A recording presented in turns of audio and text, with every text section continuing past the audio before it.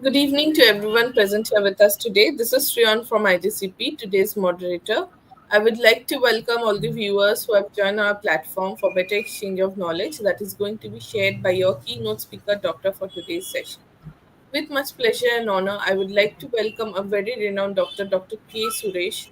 Sir is MD, DIH, DF, FIAP, FIPHA, FISCD, family physician, public health consultant, Bangalore, and visiting professor at practicing at KSRBRU at Karnataka.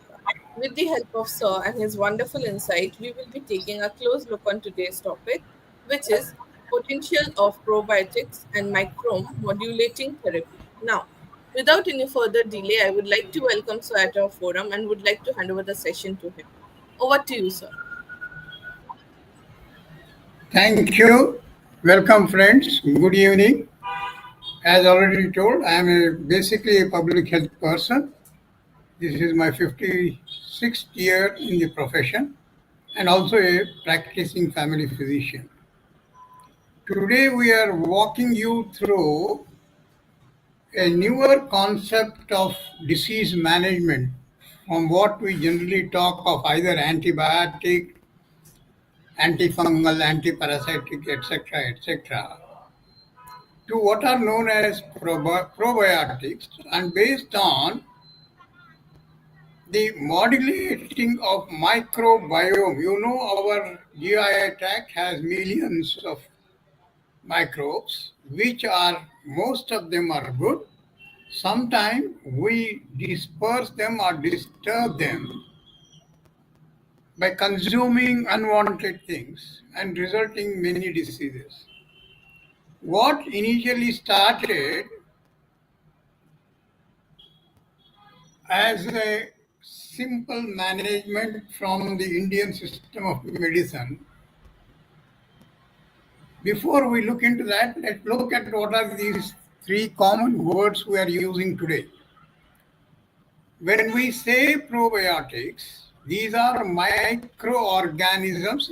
That means it could include bacteria, fungi, viruses, etc., which confer a series of innate health benefit to the host, having a wide range of application and of late in nutrition and health, apart from their values in therapeutic uh, with minimal negligible side effects. When we use the word prebiotics, this means these are basically fiber foods that act as a food for human microflora and are used microorganism in the human body. Another word we talk of today is microbiome modulation, which is a treatment that involves the manipulating of the microbes of the individuals. As we know, we have millions of microorganisms in our body, but each one of have a different permutation and combination. And our response to anything we eat or consume or even drugs you take, therefore this modulation therapy, unlike the antibiotic therapy, needs to be manipulated or adjusted to the individual response, based on the individual response. Looking at the rising popularity of what we call as veganism or lactose intolerant concerns, everybody talks of now wheat concern, lactose intolerance, etc. Plants right from the sources like soya, almond, coconut are gaining attraction and catering to the dietary preferences, particularly the young people who use gym and all that. They are more dependent on the supplement than the natural food eating. So therefore, these three words are the hot topics talked of everywhere, particularly among the educated community. In fact, if you go to the West, USA, UK, and Aussie, you see lots of supplements and foods advertisement on every media you see, which promise to deliver helpful bacteria for the human beings. To an extent that most urbanite today are slowly moving from the natural homemade curds to what they call as Greek yogurt and some other commercial probiotic products which may cost more than 5 to 10 times of the simple yogurt. It has become a fad nowadays, adding probiotics to everyday's food items. In every snack, everybody has started claiming microbiomodulation therapy is being talked of in the last decade, particularly in the management of chronic conditions like cancers, diabetes, etc. We'll come to that later. So the probiotic industry in India is also going to an extent that in 2011 it was worth about $12 million. Today it may be worth about $100 million, and it expects another 5 years' time. But however, there is no systematic approach for the evaluation of these probiotics. Even in the last few slides, I will show you the number of products we have in India. Everybody claims some big things, but there is no systematic evaluation so far. What probiotics do is they control the balance between the immune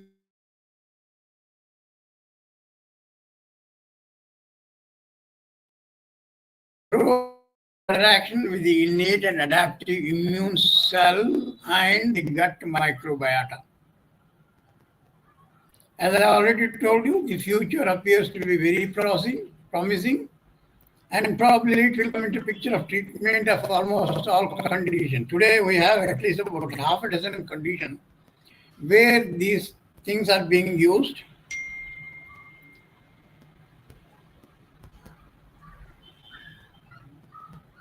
People have started going for commercial yogurt instead of homemade, but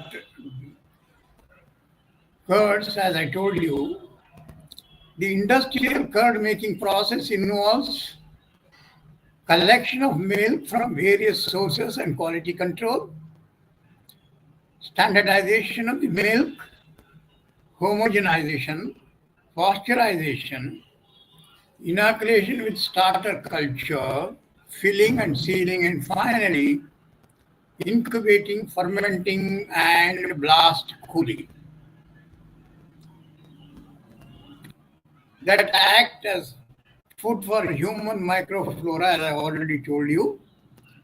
And generally, these are available in whole grains, bananas, any greens, onions, garlic, soya beans, and curds. Talking of microbiome modulating therapy, is a treatment that aims to improve the health by altering the composition of the microbes in the body. It is being used in conditions of inflammatory origin, burns, autism, cancer, and food allergies. Probably in India, the food allergies were the one which started times ago. When my first case I present, you will realize what I am saying. What does this microbiome modulating therapy will do? In this, we make dietary changes so that one eats non-starchy fruits and vegetables, fermented foods, and grass-fed meat, if at all one has to eat meat. We use probiotic. These are to rebalance the gut microbiome and increase the function of the gut epithelium barrier. The newer concept of fecal microbiota transplantation, just like any tissue transplantation, this procedure involves transplanting stool from a healthy donor to a patient. Then there is last but not least is the microbiome engineering, which is a sophisticated method to manipulate the composition of microbes in human body. Generic benefits of all MMT improves gut health and mental health. It helps to restore a healthy gut microbiome composition, improves the immune system and facilitates treating imbalanced immune system and autoimmune disorders. It influences the mental health by producing what we call as the neuroactive compounds that reach the brain. It improves the efficacy of the existing cancer therapies, thus the outcome will be much better than in isolation. Let's start with the common one. As I told you, our ancient practice of Ayurveda, which I am going to talk in the last of few slides, talks of food allergies and hypersensitivities. I'm sure you know the difference between food allergies and hypersensitivities. Food allergy is where person reacts even with the smallest dose of any item, whereas hypersensitivity depends upon the quantum of the food you eat. So what probiotics do is they improve the balance of gut bacteria and the body's immune response. They reduce the permeability of the gut lining so that the diarrhea becomes less. They also help in immune system responding to allergic symptoms. Of course, probiotics have their limitation because it may not work in all allergies or all hypersensitivity. It depends upon the strain of probiotic, the host genetic makeup, and other factors. You all know the food allergies symptoms include vomiting, diarrhea, abdominal pain, and anaphylaxis. Please try to distinguish from food poisoning. Food poisoning is clearly due to infection. We are not talking of infections here. We are talking of sensitivity, hypersensitivity, and allergy. The first case I was telling you of my experience, the first two cases are personal experiences. Goes back to 1969 when I started practicing as a government medical officer in one of the districts in Karnataka. A cousin of mine came with her young 18 months old child, traveling from Bhilai over a period of about, in those days, the travel used to take about 36, 40 hours. On the way, the child of 18 months old had diarrhea, and the railway health system gave them some bismuth salicylate antibiotics and antiparasitic along with ORS. On arrival after 48 hours, the child was having diarrhea, though not very severe, but was also not feeding well. That was her concern. Of pediatrics from none other than Dr. Shanti Ghosh, a well-known pediatrician of 60s and 70s. I asked my sister to stop all drugs, put the child on buttermilk, about 50 to 100 ml, with a pinch of salt and spoon of sugar for every 3 to 4 hours. Believe me, in the next 24 hours, the result was seen, and the next 48 hours, the child was normal.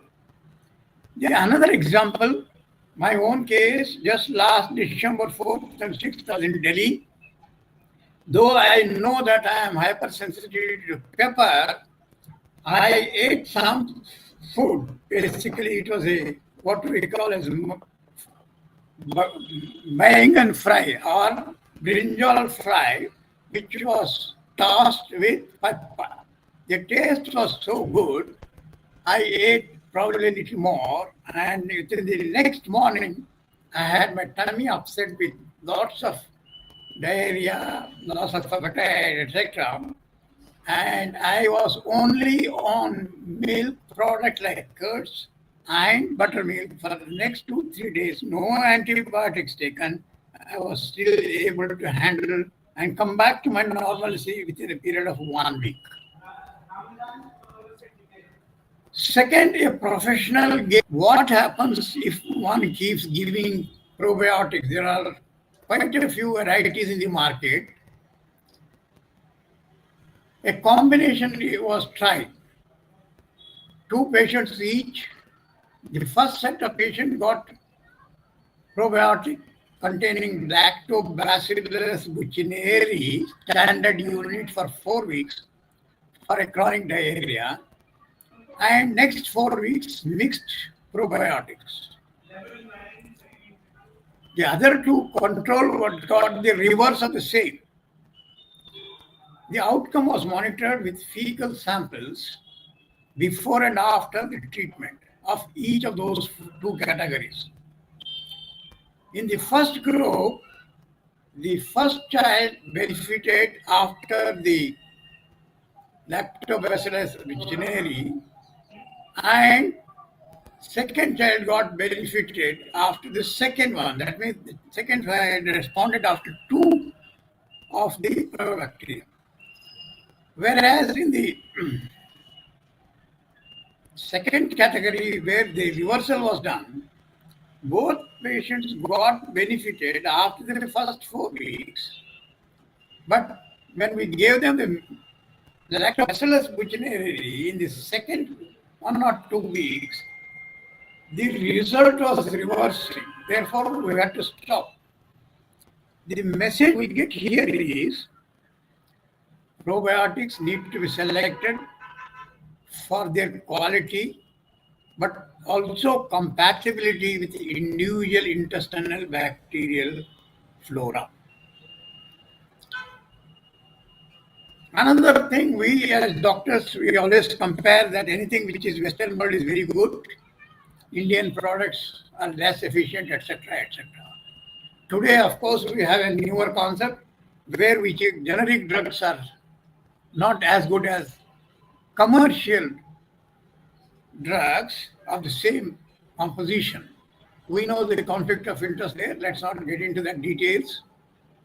This is a case of a male 45-year-old irritable bowel syndrome was treated by a gastroenterologist in Bangalore since 2023. They were on an international branded probiotics, which are basically a blend of lactobacilli, for nearly 2 years. Of course, the results were consistent and satisfying, but the cost on this patient appeared to be taxing. When they came back to me as a family physician, I suggested them to try the local one, and to our surprise, which included lactic acid bacterium and total yeast count probiotic manufactured in Bangalore. The cost was half of the brand which the person was consuming. The results are same, consistent.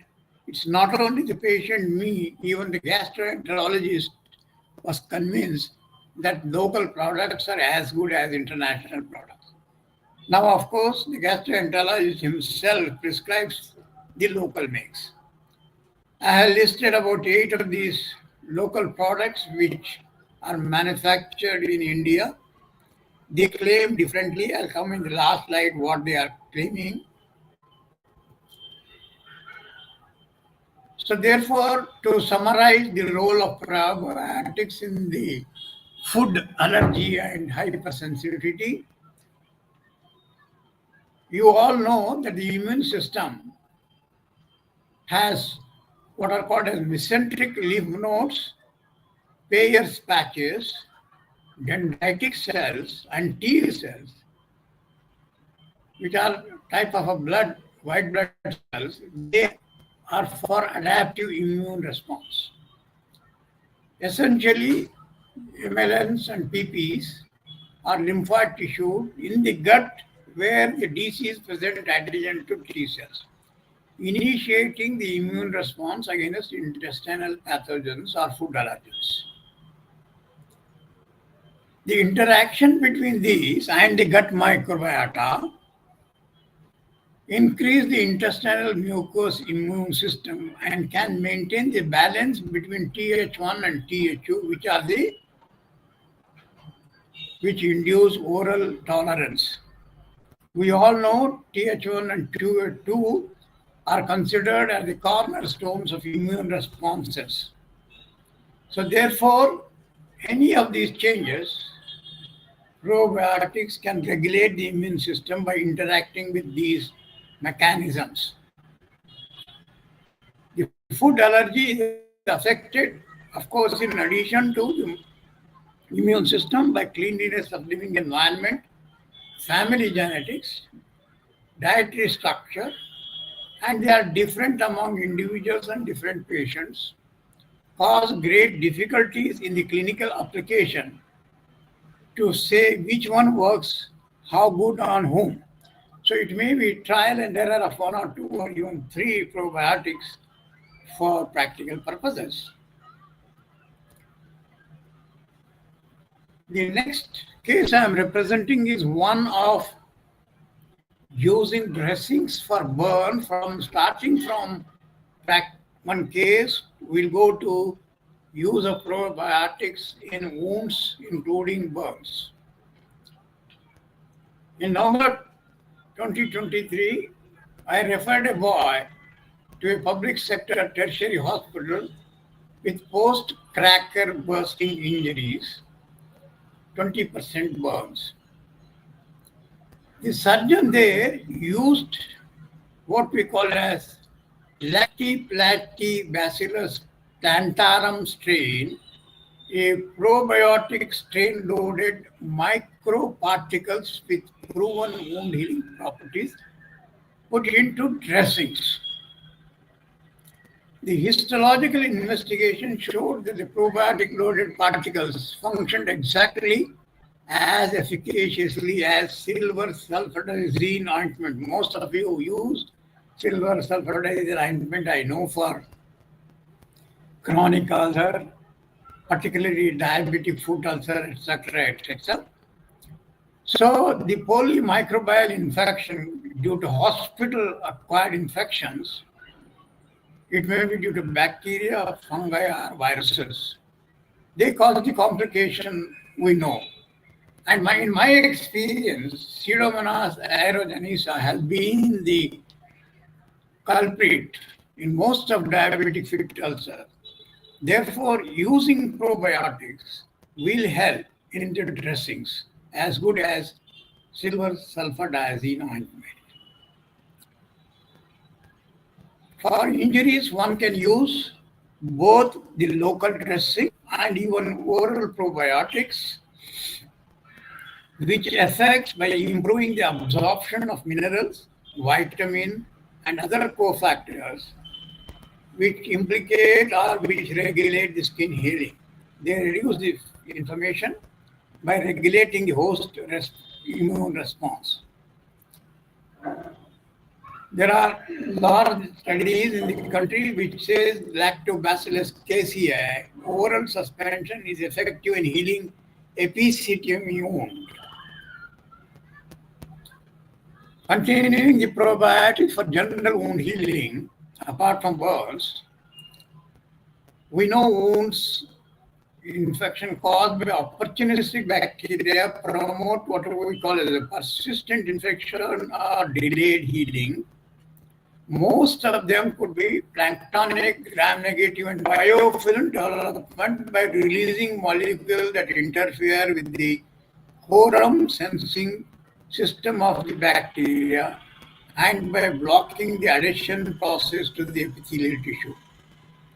So, therefore, this will promote healing of chronic wounds, surgical wounds, diabetic foot ulcer, venous or arterial ulcer, oral wounds, atopic dermatitis, pressure sores, acne vulgaris, adventitis suppurata. If any one of you are doing at this case which management, you can try this.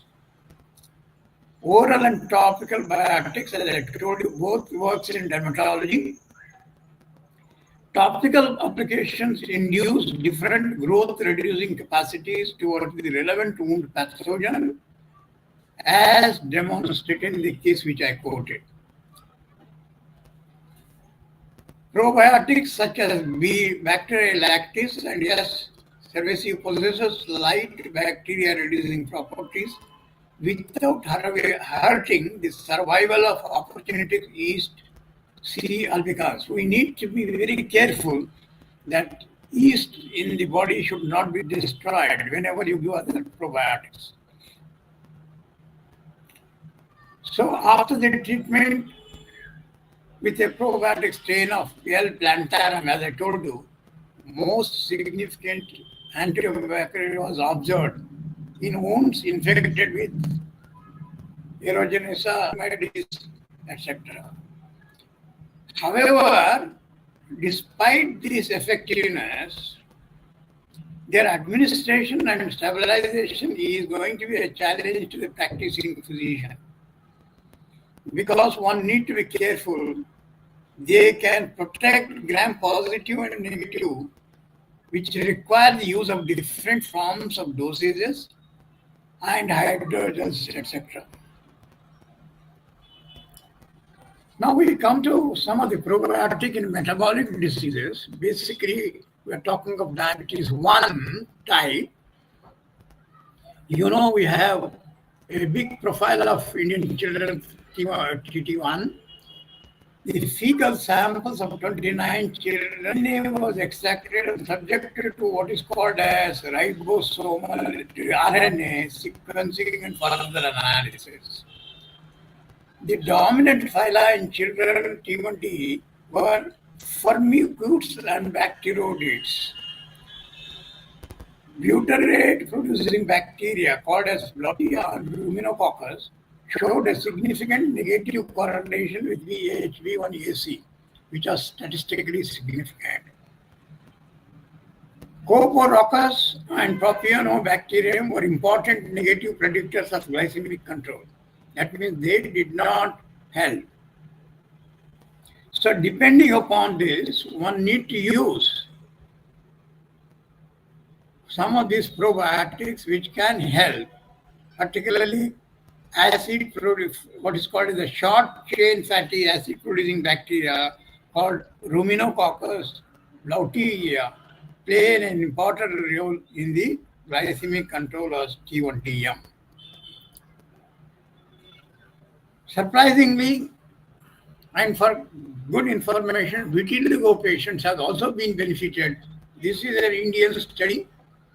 Now, what here is the study observed that the reduction in abundance of several bacteria taxa commonly associated with a healthy gut, and noted a decrease in the abundance of these short chain fatty acid producing taxa in the vitiligo group. Based on this observation, the 4 studies have found that the role of gut microbiome dysbiosis in the symptoms of exacerbation and possibly pathogenesis in vitiligo. However, there is a further investigation required to explore the dietary intervention and probiotics for the management of vitiligo in India. Now we come one of the interesting and more advancing research going on, which is using probiotics as an adjuvant in cancer therapy. Just to introduce, they have 4 key roles. One, they act as promising anti-cancer immunotherapeutic agent. They help minimize the side effect of the chemotherapies given to the cancer patient. And they are also used before, during, and post immunotherapy for improving the microbiota. Finally, the therapeutic acts future tool in the cancer biology appears to be promising.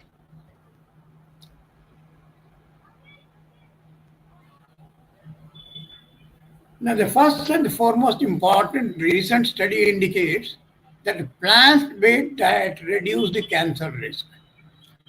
A recent study, two studies in 2023, have compared what they call as healthful plant-based dietary index versus overall plant-based dietary index. Here, when we say healthy plant-based diet index, it includes items like whole grains, fruits, vegetables, vegetable oils, nuts, and legumes, but it negatively gives negative weightage for refined grains, fruit juices with sweets, potatoes, sweets, and sweetened beverages.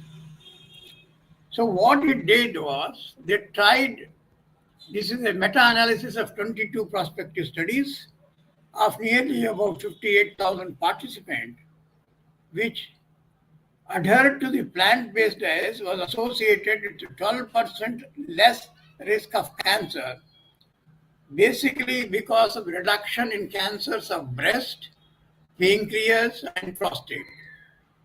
In another study, plant diets were associated with 9% reduced risk for breast cancer, 13% for prostate cancer, 18% for digestive system cancer, 32% for pancreatic cancer. However, these studies did not show much association for colorectal, liver, lung, and stomach cancer.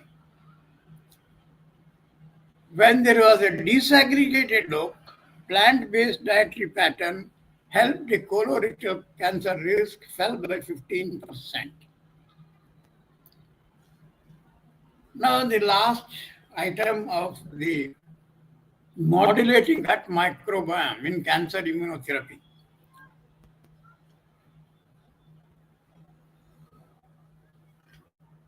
Microbiomes can significantly influence cancer development response to the therapy with specific bacterial species potentially promoting and inhibiting the tumor growth depending on the presence and abundance.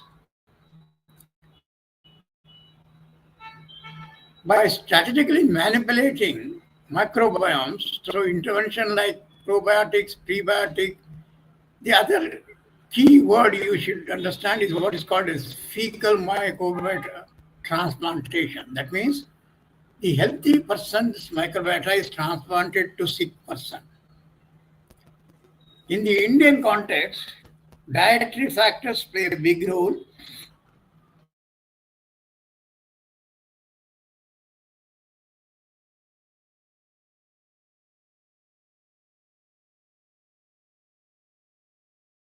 In leveraging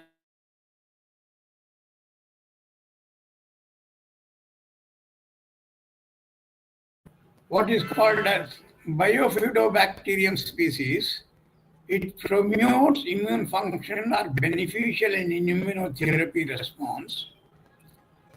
Akkermansia mycinophilia is improved gut barrier function and anti-tumors of the GI system. And Faecilibacterium prausnianji has shown that bacterium is useful in colorectal cancer treatment. This is how a picturesque thing which shows how the wound healing works. Basically, as I have told you, it talks of improving the production of lactic acid, antimicrobial molecules, competition with the pathogens for the nutrients and adhesion site. They influx the macrophages and stimulate the production of cytokines, chemokines. So based on this, These therapeutic strategies, what we call as microecological therapeutic cancers, are basically used. If you look at the intestinal microbiome, which becomes the central part, influenced by nutrients, metabolic system, energy generation, detoxification, immunology, physiological functions, which is a reaction between the intestinal mucosa, liver, what is called as gut-liver axis. So basically, the imbalance into the intestinal microbiota leads to the immunosuppression of toll-like receptor 4 in the liver, and there is an enrichment of anesthesia and reduced yeast and pneumocystis, whereas Streptococcus thermophilus was significantly reduced in the patient with colorectal cancer.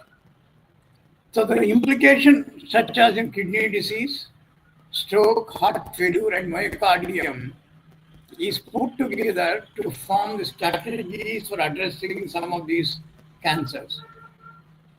Right now, we have approaches for neurological and psychiatric diseases where the treatment regulate and restore the intestinal microbiota by improving dietary structure or fecal microbiota transplantation, which have shown efficacy in treating autism, Tourette disease, Parkinson disease, epilepsy, and other disease, probably as adjuvant, if not as independent.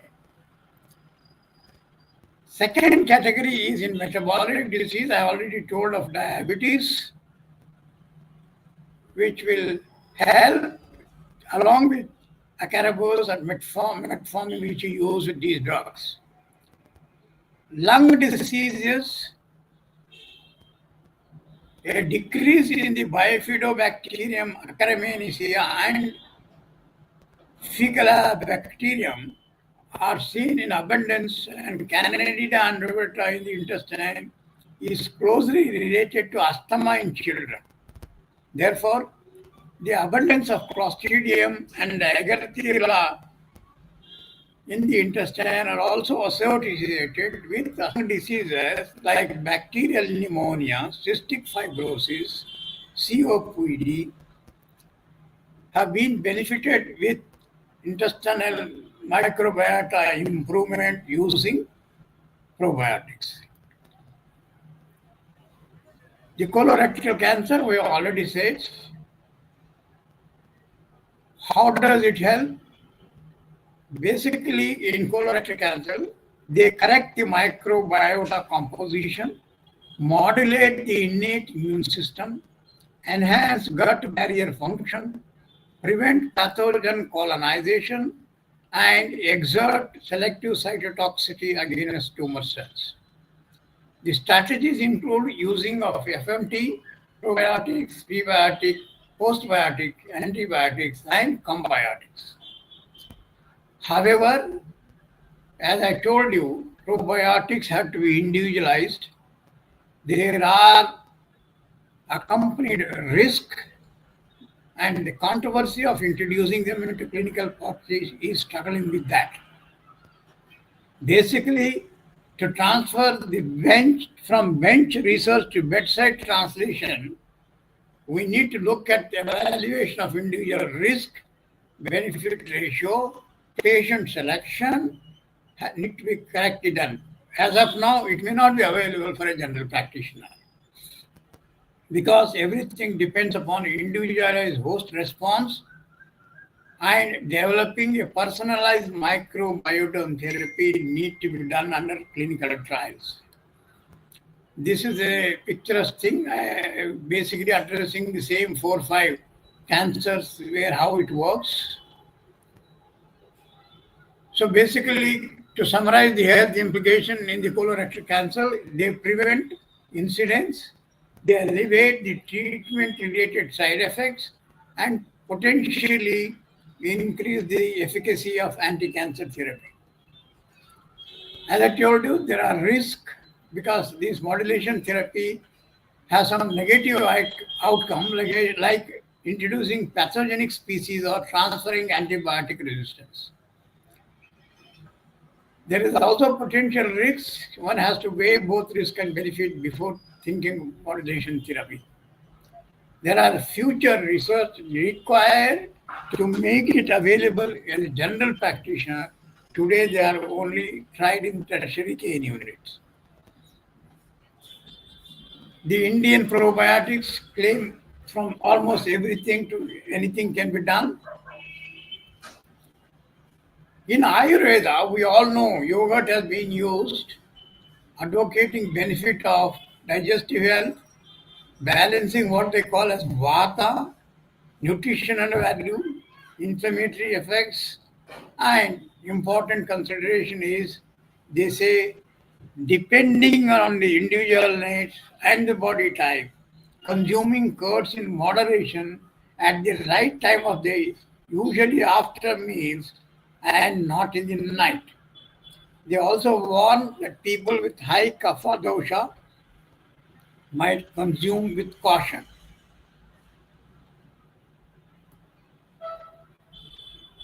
Ayurveda also describes certain rules to follow use of curds, avoiding pairing with fried foods, refined salt and sugar, combination of yogurt and cucumber to be avoided, curd during periods as it increases prostaglandin, therefore it might increase cramp, pain and menstrual discomfort.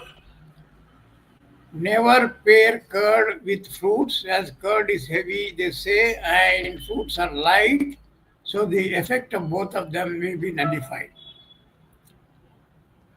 Curd with meat and seafood is also not a good combination. In summary, right way to consume curd, they say eat with jaggery, black salt or rock sugar, consume with low fat or less oily foods, eat with breakfast or lunch, pair curd with lauki and making lauki raita. We know curd and yogurt are both are fermented, sour in taste, hot in potency, heavy to digest. They increase the fat and strength, help reduce vata, imbalance, and give body the stability. Ayurveda advises that people who have obesity, kapha dosha, bleeding disorders, inflammatory disorders, increased stiffness, and rheumatoid arthritis should not use curds. There is a split of opinion between use of curds and buttermilk.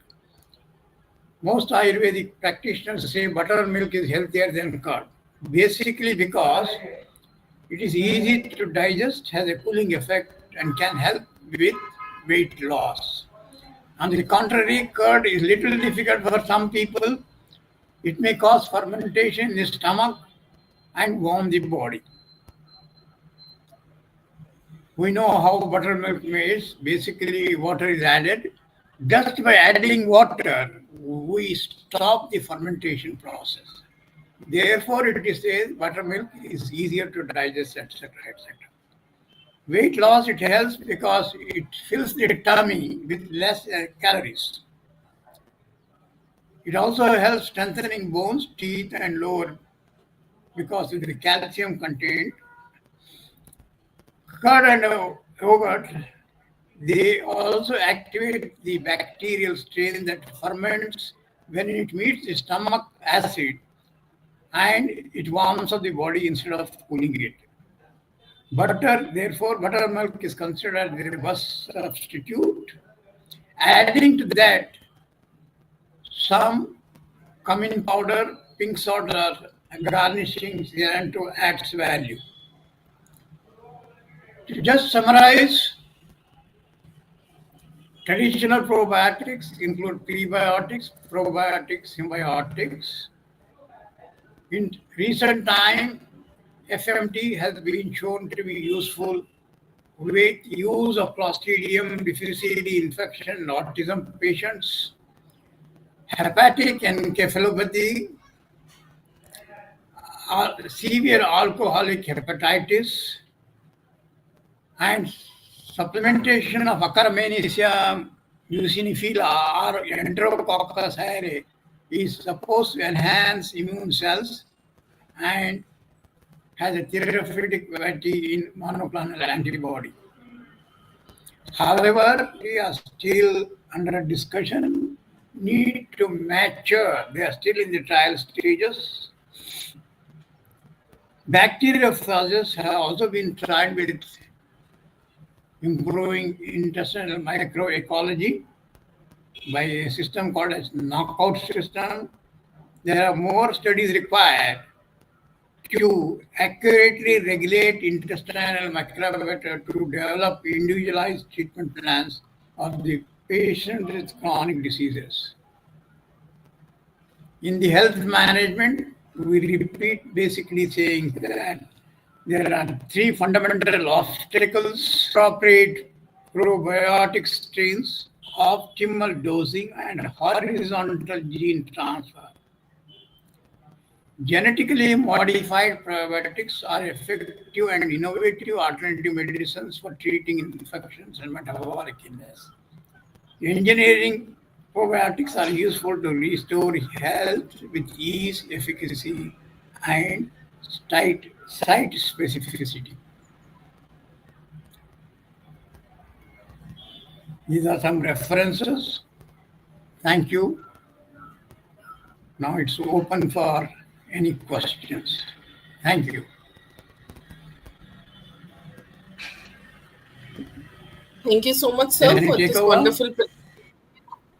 Yes, sir. We do have some question if you like to take that up. Go ahead. Sir, the first question is: can probiotics play a role in managing metabolic disorder like obesity and diabetes? If so, how? As I have already presented, in diabetes type 1 in children, it has been useful in enhancing the efficacy of the treatment.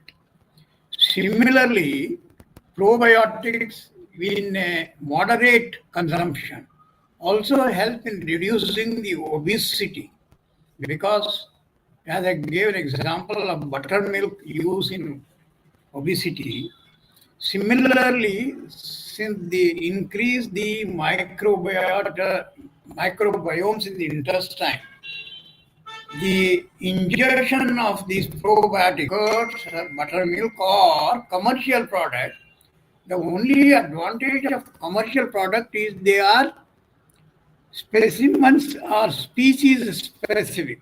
If you know what is the microbiota, the test can be done and based on that specific can be used. But homemade curds are generic and they are equally useful for common illness which a family physician handles. So there's one last question. Next, What, please. what are the challenges in standardizing probiotic products to ensure safety, efficacy, and reproductive across patients? I have already summarized. There are three challenges. One is the individual response is different for the same type of probiotics based on individual characteristics and genetic factors. So therefore, we cannot say and a probiotic A, which is good for me, can be good for you or any other person. So these need to be done on individual trial and error basis. In fact, right now in the last week, I started treating one young girl of 20 years old. She had lot of gas formation the moment she started eating. Just by consumption of 100 grams of curd in the morning and evening, she just called me an hour ago saying that her 60% of problem is sorted out. So therefore, we need to do, while the home available curds is common, there won't be much difference between in one home and another home. except the fat content. One need to play with the fat content. If the persons are fat sensitive, probably we may use the defatted milk. So the curds homemade are generally good, and we already said buttermilk is a better alternative than the curds. Second, the commercially available probiotics, not many people give you the details of the contents it has in terms of the standard unit or even the type of bacteria. So that the country is struggling to standardize that. Third is the treatment factors right now. The ability to assess the microbiome, that is intestinal microbiome, facilities are available in only major cities. Therefore, the general practice using the commercial probiotics may be a few years away. So the efforts are going on in all these fields in the country also, apart from Western world. That is a challenge which we are facing as of now. Thank you so much, sir, for Any answering all more? our questions. That's all. No, sir, there's none. Thank you for answering all our questions, sir. So, before concluding, sir, any take home message? Yes, I would suggest my general practitioner friends to try, if nothing else, buttermilk and curd for conditions which are either allergic or hypersensitivity of the intestinal tract. Second, they answer all types of food poisoning, not necessarily as alone. Some, if they have a confident client, that means he is able to depend on this doctor's advice, they can try individually. I do that. I stop all antibiotics and give them. I tried on myself also, as I told in my case study. So therefore, one can start practicing these on two things. One is the gastrointestinal upset system. Second is burns. There are injuries if somebody is handling burns. Issues like cancers, autism are still not in the purview of a general practitioner. Thank you so much, sir, for joining Thank us you. today. With your permission, I would like to conclude today's session. Thank you. Thank you. Thank you very much.